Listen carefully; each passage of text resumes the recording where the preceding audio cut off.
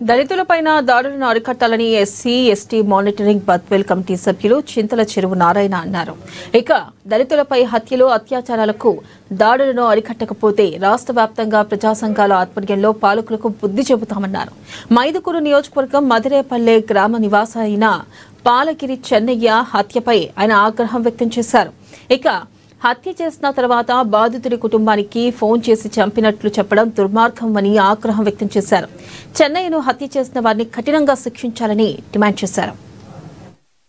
చెన్నయ్యని ఒక దళితుడి పైన డబ్బులు లేదని ఒక సాకుతో ఊరు బయటకు తీసుకుపోయి అతన్ని హింసించి చంపడం అన్నది చాలా బాధాకరమైన విషయము.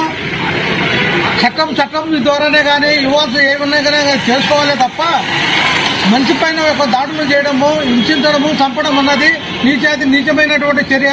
దాని యొక్క ప్రజా సంఘాల ద్వారా మేము దాన్ని ఖండించుతున్నాము. ఇప్పటికైనా గతంలో కూడా కొలిపేట గ్రామంలో కూడా ఒక దళిత వ్యక్తిని మందు తేలేదని ఒక సాకుతో పెట్రోల్ పోసి కాల్చడం కూడా జరిగినది.